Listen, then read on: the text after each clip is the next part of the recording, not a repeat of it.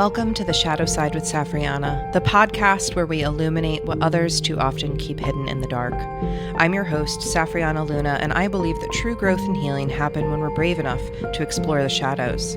As you listen, may you find greater understanding and awareness around your personal stories and collective trends. Take care of yourself, and let's dive in.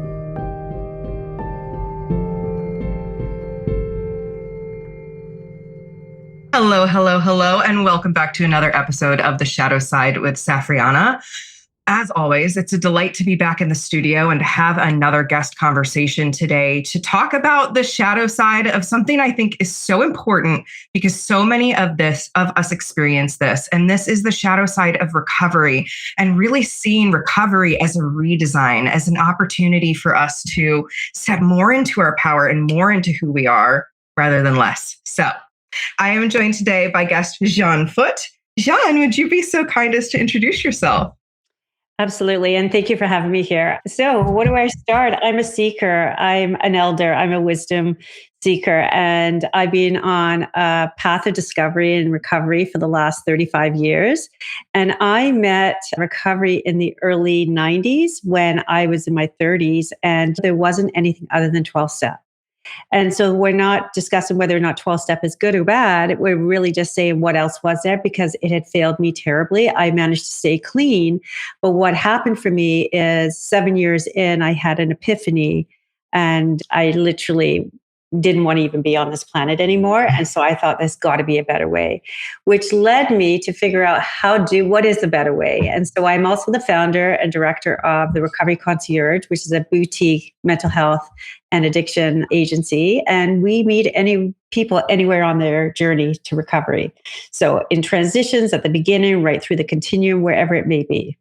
That is beautiful. Thank you I think we all have a passion in life, and it sounds like you found yours to really support people in something I think, again, so many of us go through, and I'm sure we're going to get into that today. But thank you for all that you do and the way that you support people. And just in case this is your first time coming across me, I'm Safrianna Lughna. I'm a licensed clinical professional counselor. I specialize in trauma therapy. I'm also a transformational mentor, a druidic priestess, and I just kind of show up and do what I feel called to do in any given moment, very much a unicorn in human form. So it is, like I said, that's what I love. Because isn't that what we are? We're multifaceted. We're just not one thing. We're many things, right? Yes. And the more of those parts that we integrate and welcome into ourselves, the more interested and whole and healed we become. Yes, exactly. And self-integration is something that, on this topic of recovery, right? When we are moving through addiction, we're often disconnected from those deeper facets of ourselves because we're trying to function in a society that is really beating us down. And I say that we trade our authenticity for connection, right? And so our adaptation of what did we need to do to be loved as young children when we were in our imprinting stage is really the pattern that carries us through until it no longer works, right? Yeah, and those patterns, right? Yeah, we learn them, we ingrain them, and then we keep looping them even when it's not getting us what we're hoping to receive now, which is that love, that validation, that attention. So you say we're all in recovery from something. Oh, yeah. Can you say a little bit more about that? Yes, absolutely. I think there's so much stigma in mental health, and more so in addiction in particular, as if there's something wrong with the person. And I really believe that we need to tease out the behavior from the person, okay, and from the addiction. So really what's happening is the behavior then becomes the addict, which I hate that language personally, but the addict or the person who's suffering with an addiction is the problem rather than the problem being the problem. So number one, I just wanted to say that. The second part about this is humans are messy. And I think that it's taken me a long time because I used to live under this veneer of perfectionism. And I still struggle with it from time to time, that I have to be a certain way. I have to look a certain way. I have to, because if you really knew who I was underneath all of these, the veneer, you may not like me. So we put on these personas. And I think that the more we recognize that we're just messy humans having a spiritual experience, I think that we can just take the pressure off of us and be more authentic and just be who we really are, right? Mm. And there's so little of that in today's world. I think even more so as things have become more complex, right? So yeah, that's where I talk about humanity and embracing all our messiness. And if it's not substance, it can be food, it can be technology, it can be sex, it can be restricting calories, it can be over exercising, whatever it may be for each and someone. Everybody has something, right? And so that's really what I mean by that. Yes. And I completely agree. Everybody has something. And I love this. We are messy, we're human. And the fact is that we all have different traumatic experiences. We all just survived through COVID, which was a major collective trauma. And goodness knows, I remember how many people were like, oh no, we're going into lockdown and we're masking up and running out to the liquor stores to stock up. Which did happen because people didn't have to show up. They didn't have to drive to work. They didn't have to couldn't smell. Like as long as they looked like they could pull it together, that was what was happening. Yeah. And go ahead. No, it's okay. I guess what I wanted to say, I felt like COVID was a tipping point for people, right? Because if you were sort of on the edge and you were just having a tough time and then along came COVID, that was where people fell off. Literally, because they didn't have any coping tools or they didn't have connection or whatever it is that they needed to make their world work. And so it really was a tipping point for a lot of people. Yeah, I totally agree. And that goes back to what you were saying. Like the problem is not the quote unquote addict. And I use parts theory. So like I look at the addicted part, right? The one part of us that's really in the addiction. It's not that part that's the problem. It's the societal issues. It's the suffering and the pushing and the hustle and all of the things that we try to bypass because we're supposed to fit in. We're supposed to be good. We're supposed to be productive. We're supposed to be all of these things, these stories. And that's just too much for anyone to hold. Yeah. And I also think we're still living in we're not in the 21st century in terms of addiction recovery or even a lot of systemic issues. Like if you look at many systems, we're still in the dark ages. We know better. Like we have science now, we have scans now, and we're still predominantly run by a very outdated model. Not debating whether it's good or bad. It's all good. Because I don't care how someone gets well as long as they do. It doesn't matter what pathway they come through. Right. Yeah. And what are some of those pathways that you see for recovery? Like through your experience, I imagine you take a very holistic lens. Mm-hmm. Mm-hmm. What are some of the tools that you have found really work for people in recovery aside from just that 12-step model? Because yeah, for some people it's really great. It's what they need. And for some people, it's unfortunately not, right? There's nothing wrong with the model, right, but it just doesn't work for everybody. Right. And so for me, I was abstinent. So by the metrics of what success looks like, I was meeting that metrics. The reality was I felt incredibly depressed, suicidal, not diagnosed, not medicated. Not saying that all of those things were necessary. I'm just telling you, and I'm still functioning. And the only person who knows I feel this way is me. Oof, so I don't think that's a good metrics of what recovery is. So when I was at this crossroads and I was 7 years clean, I thought to myself, like, oh my God, like if this is what it's like, I don't want any part of it. Because I was, I guess, for the most part, white knuckling it. But it took me, because I have a history of complex trauma, and it's not a one-off, I would say complex PTSD from a very young age. What happened for me is it took me probably 7 years to defrost. I was frozen in my body, literally frozen in my body. Even turning my head was a problem. Looking at myself in the mirror, I hated myself so much. I couldn't even look at myself in the mirror. Like it was hard for me, but nobody knew it but me. I'm married. I have 3 young children. My life looks picture perfect on the outside, but it's certainly not. So what does it look like? The first thing I found was Kundalini yoga. It really spoke to me. Okay. So I went on a quest and I started looking into everything. And Kundalini yoga was the first time I ever felt naturally high, which is where my podcast name comes from. I had never known what it feels like to feel good without substance. Never had experienced that in my life.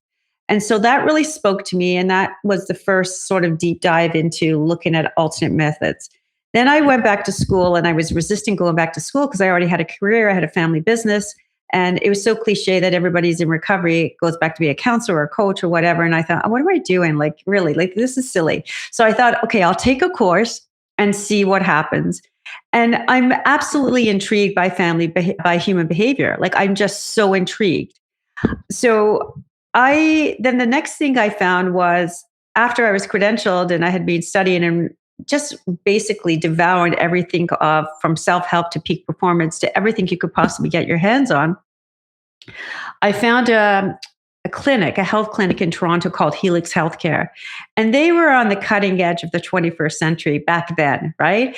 And so we used to study with some old elders who had a PhD in psychology, who were bringing the forefront of somatics. This was 20 years ago. This is when nobody talked about somatics. Nobody talked about trauma informed. Nobody talked about any of this because they didn't even know it exists. They didn't know what it means. Now everybody's a nervous system regulation coach. So it's a whole bunch of things. So it spoke to me. I knew that I needed it more than anything, but I was terrified. And so it was exactly the medicine I needed, because literally doing process work in a group of 20 people who are your peers was like taking off your clothes and being naked in front of all of them. It was that vulnerable to really shed who you are and have a process, whether it's crying, whether it's kicking and screaming, whatever it may be. And it was the beginning of my transition. And so then I recognized that, hey, we need a more integrated, holistic model of care.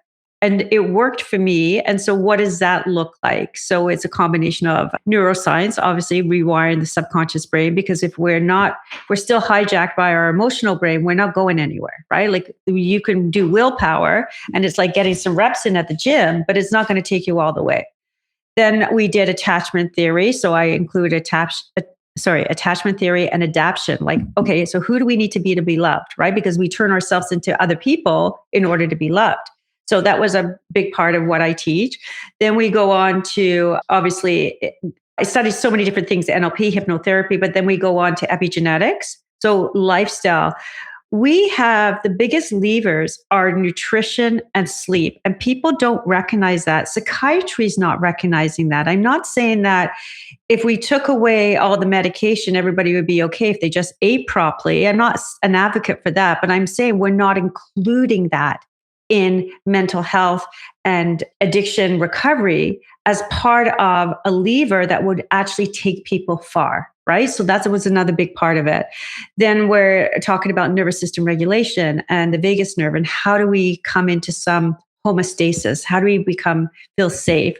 And I think for a lot of people, it's really, really about building safety and rapport, because if you can build safety and rapport, and then move them from that shame cycle and give them an opportunity to recognize that, my God, you can have the life that you would dream of, and that is available to you, but there's some preliminary excavating to be done in order to do so.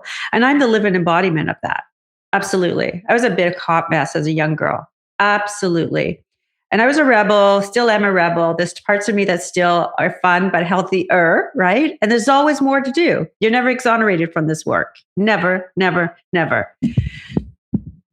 Yeah, it's true, right? Once we are a CPTSD survivor, once we have trauma, I call it like a trauma north, we're always going to circle back around to it. It's about expanding. And I love this, getting out of the shame cycle so that you can do that preliminary excavation to find what's underneath all of that. Because addiction is it's reaction. It's covering up pain, right? And suffering. It's a coping mechanism for people. They don't have better tools, so they need to build better tools. And once they do, then they can handle life. But it's their best friend until they find something different. Yeah. And I love that you offered some other tools, because our addictions are a tool. And we'll circle back around at the end and just recap that. I wanted to give a little glimmer of like, there is hope. There is more to this. There's more ways to navigate this than just a 12-step program, which again, if that works for you, great. But how do our inner stories, this shame especially, end up keeping us stuck? And what does it actually take to rewrite the nervous system? Because you mentioned like using the vagus nerve, reestablishing the feeling of safety. These are a lot of the great techniques. But what does that actually look like for a person? And what's that hurdle when they're feeling stuck that it takes to get them there? So basically, we're looking at what happens between stimulus and response, right? We want to create some space in between stimulus. And stimulus can be visually seeing something, smelling something, being activated by an old familiar place, whatever. And stimulus doesn't apply just to substance. We could be the same pattern in an argument with a family member. It can be a dynamic. It can be many different ways of not being able to emotionally regulate in the most optimal way. So that's what I'm calling stimulus. Response is, what do we do with that information when it really hits a nerve? Like the driver who cuts you off would be a classic example of stimulus. Who are you in that moment? Are you the one with the finger, or are you one that goes, oh, well, I don't know. I used to be all of those people. So now I'm an oh, well girl. I was shut down. Oh no, yeah. What have I done? Yeah. It was me. It's taken me a while to get there. But anyway, the point is that if we can create just a moment between stimulus and response, then we have a chance. And how do we do that? So we do it in a variety of different ways. But I think the first thing we need to is that we have to be conscious of what's going on. If we're living in our rear view mirror, as I say, like looking at the back and in our past and our history, we're never going to move forward. That's for sure. And also, if we're looking and worrying about the future, we're bypassing the present moment. So we want to try to drop in, even if they're moment by moment by moment, we're still winning. Okay. So there's many things we can do. Take a breath sounds the most cheesiest thing ever. But there's a reason they say it. It actually works, right? Mm-hmm. So that's really the truth. So take a breath. It could be like once you learn to become more embodied, like there's bilateral tapping. So we can tap like that, right? Just tapping like that can bring your nervous system down. A lot of people like tapping EFT, emotional freedom technique. That can work for people. And I really find that people need different tools at different times. So some people I find that some people really take to tapping and others don't. So you have to try a couple of things. And just because you tried it once doesn't mean it is not a good fit for you on another time, right? I think breath work is the most powerful lever for people because it can change your state. And that's what we're trying to do. We're trying to change state as quickly as we can in those moments when we're highly activated.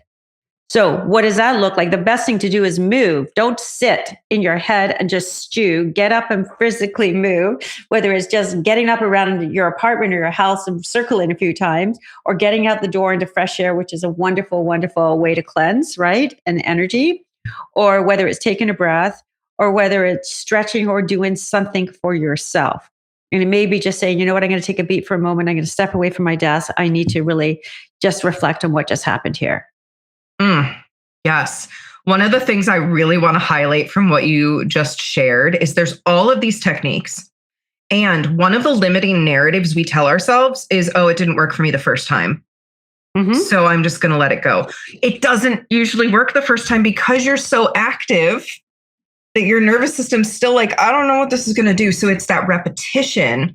And I mean, that's how we get into addiction in the first place, is the repetition of the coping mechanism, right? Whether it's alcohol, cannabis, porn, does not matter. It's the repetition of, oh, this is working for me to distract. It gives me a better feeling in the moment. Like it brings me up and out of something. But then that repetition ingrains into that maladaptive, like it ends up harming over time. Well, your brain's doing exactly what it's supposed to do. It's saying, okay, I'm uncomfortable. What's the quickest way I can feel better? So it's going, oh yeah, this works. Picking up a drink, smoking a joint, whatever it may be. It knows that will get you where you want to. So we have to create new neural pathways, new experiences of doing something different. And the more that we do that, they just become your new normal, but they take time. They're not going to work the first time, as you said. Yeah. And that's, how did you, in your recovery journey, build that consistency? Because I know for me, like in my own journey, I'll get consistent for a little bit and I'll fall off. I'll get consistent, I'll fall off. And I think that is more than zero, always good, right? You have one good day, that's better than zero, quote unquote, good days. If you have something to celebrate, that's great. But we have this tendency to kind of fall off and then shame and then we backslide. We think we're there. We think we've arrived and we're done. Like, how many people do you know who have acquired something like a new skill or a diet or stopped drinking and think, okay, I'm good now? And I work with people who think they're good, right? And they probably are. But what they don't recognize that their subconscious is always going to be working against them. So unless they're conscious of that, they're really never exonerated from it. But you mentioned a good point, like how many. What was the point you just said? I was just going somewhere and I forgot my train of thought. I'm sorry. No, my mind's buzzing away. This is an ADHD podcast and we go all over the place. We're always Definitely. Like, what was that thread? Come back. Yeah, this idea that we need repetition to also Correct. Build out of the addiction cycle. And my original question was, how did you get over that hurdle into like, okay, it's okay for me to repeat this. It's okay for it to not work the first time. So two things. One was desperation. I was absolutely desperate to escape my maladaptive behaviors. One of the reasons was I desperately wanted something better for my children. I didn't come into recovery for me. I hated myself. It was really that simple. So I was doing it for the next generation down. And I had an epiphany early on. And that was when I started my journey, was that if I don't do something different, this is not going to look different. I was a hot mess. There's no question. And it wasn't because my parents didn't love me. It's just because of the family I landed in. That was as simple as that. There's no judgment here. And the second part of that was really that thinking that it has to be done perfectly all the time, because we are wired to really sort of go back to what's comfortable and not want to do, like, I go on a workout. Like, I don't want to work out today. Yeah, well, it's not really an option. So if you're going to start to negotiate with yourself, you're screwed, right? So basically understanding that it may not look perfect. So it may not be the workout you look like, or you may have skipped one day. But what I incorporate now into my days is what I call floors and ceilings. So a ceiling is my optimal, like getting to work out, maybe giving it 20 minutes instead of 5 or whatever. And a floor may be on a day that not only do I not feel like it, but it may be on a day where you're traveling and time just doesn't really allow for something that you really wanted, like some of your basic self-care practices. Then what can I do in 5 or 10 minutes? I may be able to work on my arms. I may be able to work on my legs. I may be able to breathe for 5 minutes. I may be able to hit a yoga mat for 10. You know what I mean? Whatever it may be. So you define your floors ahead of time so that you just don't abort everything altogether. And that will really help. And it took me a long time to figure that out because I was so into perfectionism. If it didn't look a certain way and it was more rigid around what this looked like, and my own self-critic was judging what I thought was not in my best interest, which was really undermining my success. Yeah, I can see that. I love the floors and ceilings, by the way. And the message, like, it's never going to be perfect. If we're striving for perfection, we're going to fall flat and then we're going to feel ashamed. And that's going to slide us back down too. But we get caught up in it. So it's so subliminal. Like, we don't really think we're in it, but we really are in it. And that's why I bring it up, because I don't think for 1 minute I thought I was going for perfect. But that's what we're doing. The subconscious really wants it. And I think we all have a little perfectionistic part of us in there that's like, what if we could show up so ideally all the time and be this like superhuman? But that part needs a reality check. The other thing that came up while you were just sharing is also the need for sort of our inner boundaries, right? And I think we lose trust in ourselves when we say, I'm going to not do that tomorrow. And then tomorrow we do that thing, right? And then it erodes the self-trust and we beat on ourselves more. And we're like, oh my gosh, how could I do that? And that's a really tough place to be in. But that's part of the trajectory, is eventually having that inner boundary where we're like, no, I said I'm not going to do this and I'm not going to do this today. Like, really showing up for ourselves. And that might mean having to rally some very compassionate inner parts or have an external accountability system to help us like stick with that. But that's one of those hurdles, is if we can't trust ourselves, that creates other problems for us. Well, there's many times, especially with addiction or mental health, people who struggle with that, they haven't been able to trust themselves. They say every day they're going to do something and then they don't. So there's a real reference point, I guess, for want of a better word, where they haven't been able to execute. But being able to rebuild that inner trust with yourself, like I think the numbers are something like the first day you miss something is 5%, the second day you miss something is like 40%. So the stats really prove that if you don't really find a way to get back on the horse as quickly as you can, the chances are it's going to be that much harder. And I think most of us have some sort of experience with that to know that to be true. So it's like, this is why having a floor is, what can I do that just keeps me in the game? And you get to decide that. You can say, okay, what is realistic for me, depending on what is the habit you're working with, right? Whether it's an exercise habit or a nutrition habit. If it's a nutrition habit, can you get one good meal in a day? Anything's better than zero. Right. Yeah, no, I'm like giggling. That. Anything better than zero. Anything's better than zero. I say that all the time and people are like, well, I only worked out once. I'm like, great, that's better than zero. Like, let's celebrate that. I remember, and I love that you have the podcast Naturally High and that you talk about Kundalini yoga. I remember I had started my mindfulness practice for the first time. This was back in, I don't know, the 2013s or something. I had gotten on the bandwagon and I did mindfulness for like 85 straight days and I felt so good. And then like day 86, I didn't log into the app in time and I lost my streak. Whoa. And I lost my mind. and I didn't do mindfulness for like a year after that. It was wild to look back and see, like, when we fall off that bandwagon, just how much we can go into like, see, this proves I can't do it. There was no point. All of these limiting stories that we'll tell ourselves. And that's where, we want to get this like zoomed out view. A, it's better than zero. B, holistic view. C, we're not striving for perfection. We're striving for maybe better than yesterday. And D, compassion towards yourself, your process, right? Because we're hard on ourselves. We'd never treat ourselves like our best friends like we treat ourselves, right? We all know that. Yes. So you bring up a really important point about like getting back on. The inner dialogue around, just trying to see how I want to say it. I'm not really sure. So I'm having an ADHD moment again. My goodness. So it's really come up in later in life for me. Somehow I managed to adapt until I got to a certain age. So you were talking about the inner trust, right? Around that part. So what was I going to say about that? Just give me a moment. The inner trust is like built, like, yes. So I don't know. It will come back to me. I apologize. But anyway, you're totally fine. And we'll move on. And then if it comes back, I'll really share again. Yeah, absolutely. That's why these are real conversations. And messy, really messy. And even just talking about these topics, like for you listening in, like talking about addiction, like I feel heat in my body when I'm talking about it. Like it brings stuff up to the surface, and addiction, those addictive parts of us, they're trying to protect us. They're trying to show up and distract us. They're trying to help us adapt and cope and do all of that.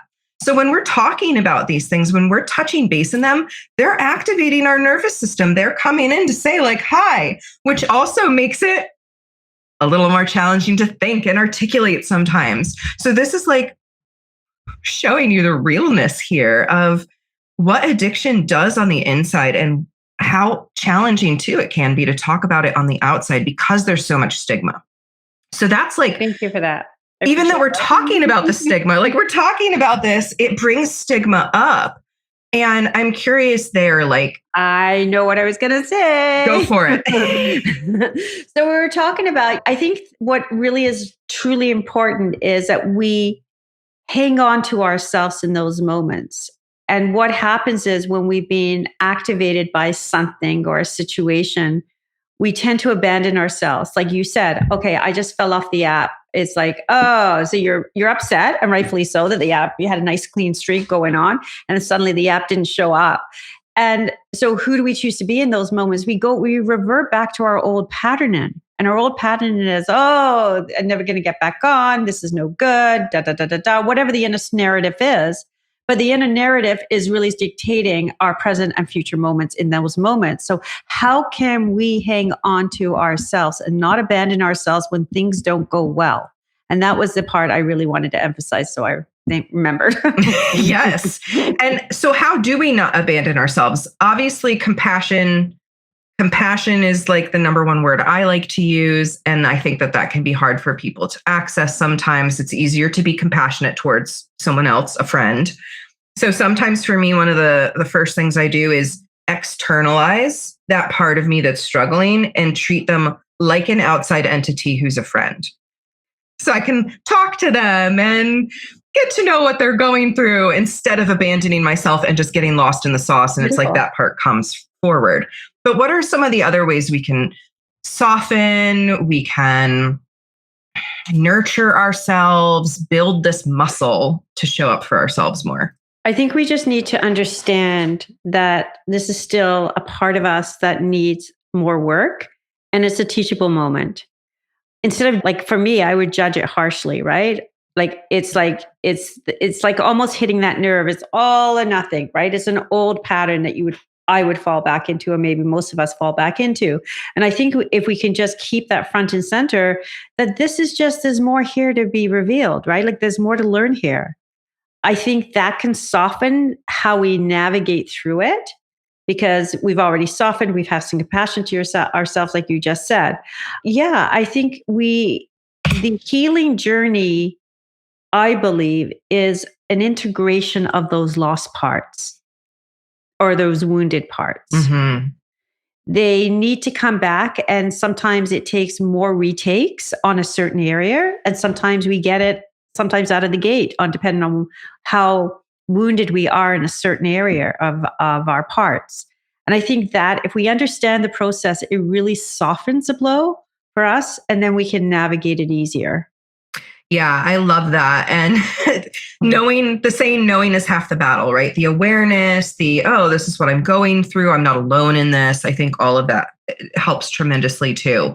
Now, when people realize they have an issue, they want to, like, this isn't working for me, I want to break out of this. Many people turn to like Google or outside resources to try and seek help. Is there a reason you would recommend them not doing that and other better ways to seek support? Absolutely. Well, first of all, Google's not reliable. Number one, it will put up whatever is being promoted first. And in terms of professionally, I navigate people therapeutically to a therapeutic match. So I have an external network, which is offline, but I also navigate to treatment centers. And most people will go onto Google to do this. And it's powered by Google Ads. They're not, and salespeople who answer the phone, they're not talking about a clinical match here. So, like, worst possible way to do something. And it happens a lot until people find me and then they recognize that there's another way. But yeah, I'm not a big proponent on.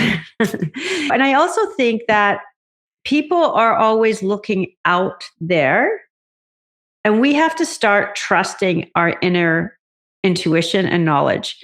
Like, there's a lot of work internally that we have to do. And I can tell you something, especially in relationships. I think relationships is where everything plays out for people, whether it's parents and children, whether it's partners, whatever it may be for people.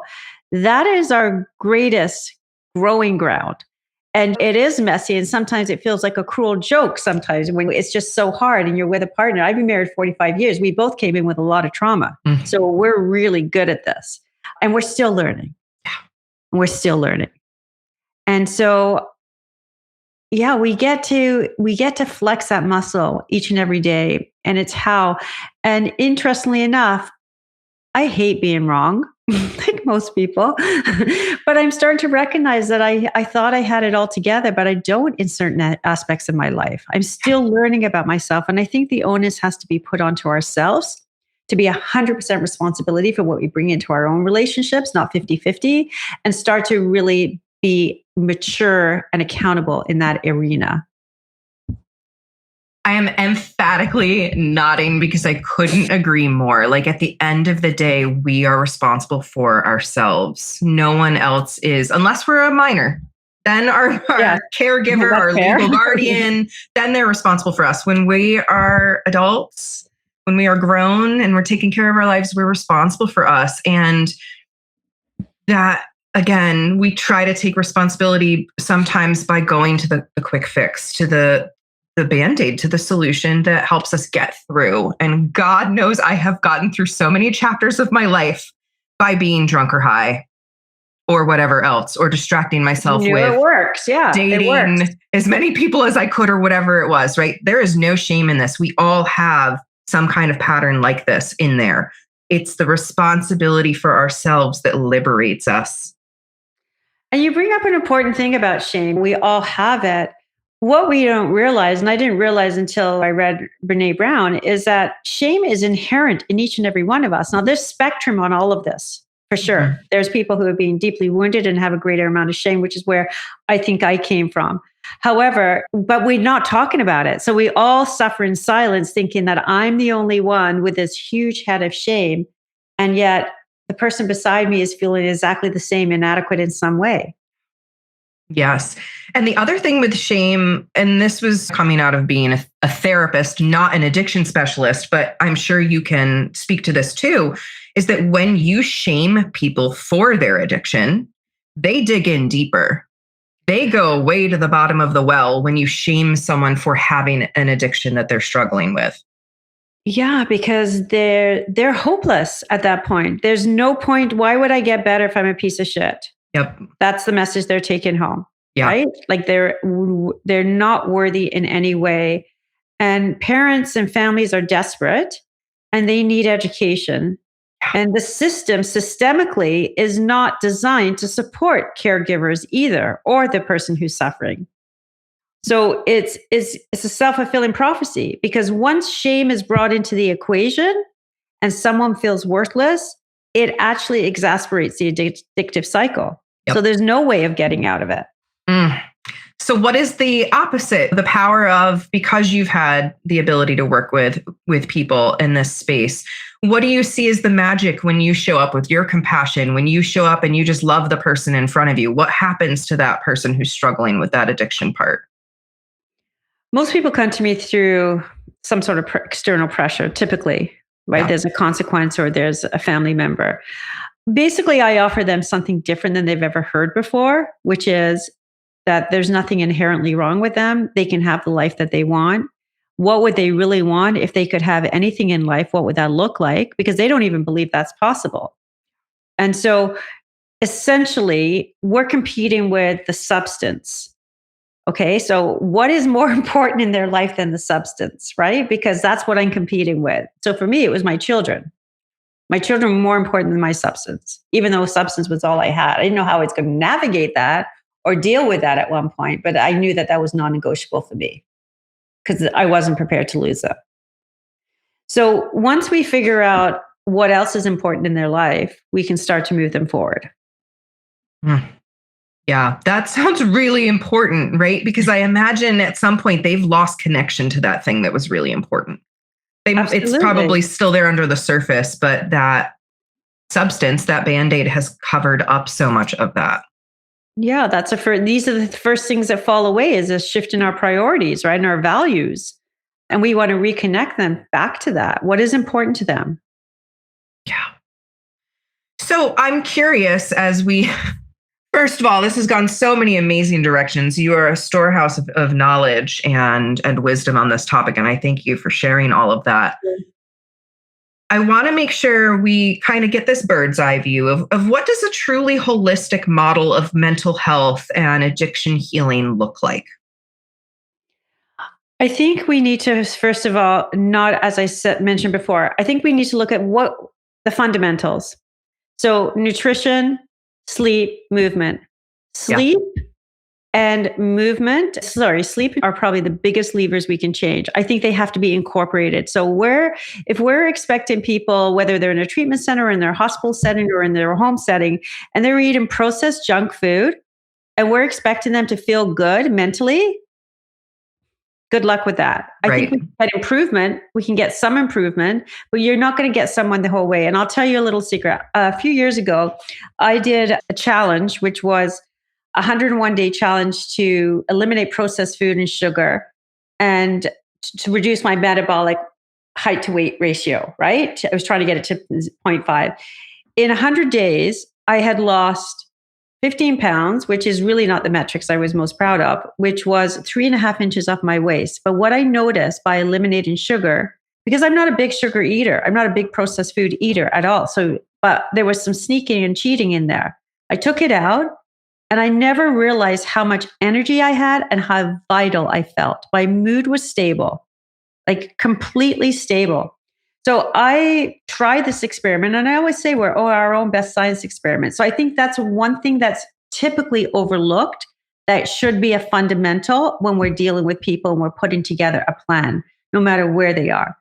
We have to look at the mind and the body as one organism. We're not. We're looking at them as separate, and that's the medical system supports that, unfortunately. So I'm all proponent for functional medicine events, testing and all of those things, because we're baselining our population against a substandard set of metrics, right? So it's not really working in that respect. So I think we have to like have those things in place as well. We have to look at how does the mind influence the body? Because we usually thought that the mind influences the body, but really the body is influencing the mind. And we're now just learning for the first time ever.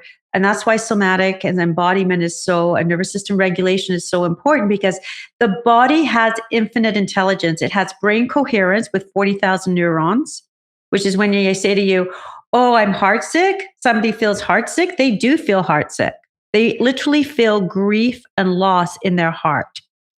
There's intelligence there that we're discounting. Gut instincts. How many times do people discount gut intelligence because it just doesn't make any sense? They don't know why they know, but they know something.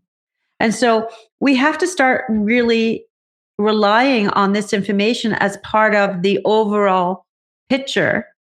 And what we do know now is that what happens in the body influences the brain next. It's not top down, it's bottom up. So I think we need to do both. You can't talk you know this, you can't talk your way out of trauma. And that's what was happening. So anybody who's doing talk therapy and who has a traumatic history, it just exasperates the trauma, which was what was happening for me as a young woman. I was really going to talk therapy thinking I was doing all the same thing, came out and wanted to smoke a joint. Like I felt terrible, but couldn't understand why. Then thinking there's something wrong with me because there was nothing else given to me. So I took the responsibility. I must be doing it wrong, full of shame anyway. So and I think then we also have to, once we get through and there's sequence in all of this, right? So we got to look at stabilization first. How do we stabilize somebody? Maybe we get down to some fundamentals. Then we look at what's going on mentally. How do we regulate them? How do we create that pause within stimulus and response? Then we start looking and start unpacking attachment theory styles, like who does that person feel they need to be in order to be loved? What do they feel they need to do? Are they performing? Right? And so then we can look at some of their adaptions, and then we can start looking at epigenetics and like nervous system regulation and doing some NLP and hypnotherapy and neuro rewiring for one. And then lifestyle redesign comes next, is building a life that is so great, they'd never want to go back. They thought their old life was great, but it's way more powerful now. And a lot of people do find that they thought their life was great. And so I encourage people who are stuck that if they don't know, they've never had it before, they've never had a good experience of sobriety or recovery or whatever it may be for them, just try it. You're on your own best science experiment. You're the beneficiary of everything that goes right. So why not? Like, really? You are the beneficiary of everything that goes right. That needs to be like a sticky note on everybody's mirror to remind ourselves. Like we are our number one ally.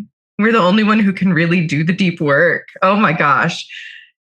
I want to ask one more question before we wrap our time today. And this goes into what you were just saying. I think it really is just the next evolution, which is, what does it mean to approach your healing as a full lifestyle redesign rather than going back and returning to some old baseline? Because you've just said, like, for many people, their baseline has been trauma and probably even potentially intergenerational addiction cycles and all of this. So as a full lifestyle redesign, what does that look like to really come in with the enthusiasm, with the possibility that we can do something completely different? Absolutely. So I think you have to navigate your life in the present moment. And I think so many of us are hydroplaning through our life, right? Like we're in the car driving and we're not really there, right? Like we're somewhere else. We're thinking about our to-do list, what happened or what's going to happen or whatever. So I think we need to drop into that present moment, number one. I think that's a really important component because otherwise we're vacant. We're not in the moment, right? And that's a real big part of it. We're somewhere else all the time. It's hard to redesign your life if you're not in it. Yeah. And I think that we have to understand, I think once we know how our brain really processes information and how we take in information and how we make meaning, which is self-perpetuating. So whatever you're thinking, you're going to get more of. So if I'm thinking this is never going to work out, I can't get out of this mess, you are not going to get out of this mess. But if you're actually thinking that, you know what, I'm going to try something different and I know I can do it and I've got support all around me and I'm going to just look at this as a science experiment to see what happens. I'm going to give this 30 days, I'm going to give this 15 days, whatever it is, or 90 days and see how my life has improved or not. And then I can reevaluate. So our minds are so powerful. And one of my favorite quotes is, whether you think you can or you think you can, you're right. So decide what side you want to be on, right? Yeah. Because you're the beneficiary of the good stuff. Yeah, absolutely. I have a history in life insurance, so that's where the word beneficiary comes from. Oh my gosh, that's so funny. The many careers that we go through too. That's another thing in this is like, gosh, how much addiction stems from us being forced to work in jobs and roles that are really not authentic to us, but that's what we were told we had to do. That's a whole topic for another day, though. Oh yeah, I took over my father's business. There you go. There you go. Oh my gosh. Yeah, the family pressure and stress. Ultimately, there's so many reasons that these parts of us get activated and fall into these patterns. But at the end of the day, we can empower ourselves to build that self-trust, to build that compassion, and to create new for ourselves, to redesign. And so is there anything else today that you would like to encourage or just offer to listeners who might be going through some of what we've talked about today? Do not be trapped by your own mind. Your own mind is an illusion and it can make you feel, I see a lot of people feel like they're absolutely losing their sanity. And one of my greatest colleague friends said to me, he was a brilliant psychiatrist. He says, if you think you're going crazy, you're not. So there you go. So you may feel like you're going crazy, right? But if you're thinking that, but because I think we get so attached to our thinking, and I think it's so toxic and detrimental to our well-being for most of us. And we've got to be hyper vigilant about what we're saying to ourselves all the time, Yes. all the time. And so the more awareness you can bring into that, and the more you can slow the process down, and it's not about getting it perfect, it's about bringing awareness so that you can then not fall down the rabbit hole one more time. You can go, okay, I'll walk around it next time. Right.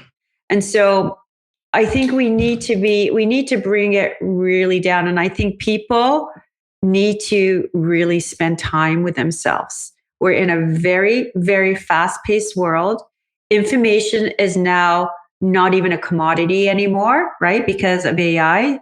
So what do we do with that? We need to connect to ourselves first, and then we need to connect to others. Yes. And I think that's missing in our world completely. Yes, I agree. And this connection to ourselves is the most powerful thing we can do.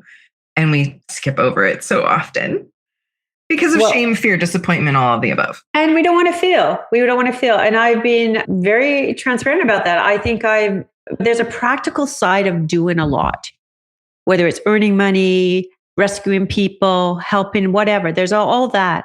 But we have to understand why we're abandoning ourselves in order to do that. And I don't think many of us have really slowed down to figure that out yet. Yes. Absolutely. First, let's all slow down. That would be great. Got to slow down to go fast. We do. Oh, I love that saying. And that's one I needed to remember. So thanks for bringing that up today. Yes, we do. We do have to slow down to go fast, get where we want to go. So if anybody wants to connect with you, where is the best place to find out more information about you and just to learn about what you do and what you offer? Well, they can reach out to me directly at info@therecoveryconcierge.com. Also, Naturally High podcasters, some show notes typically, so they can opt into that and get up to date. So there's a lot of worksheets and tips and stuff that I do around that. So that's another avenue. And that's it. I'm really around. I'm on social media. I'm around on Instagram, the Recovery Concierge.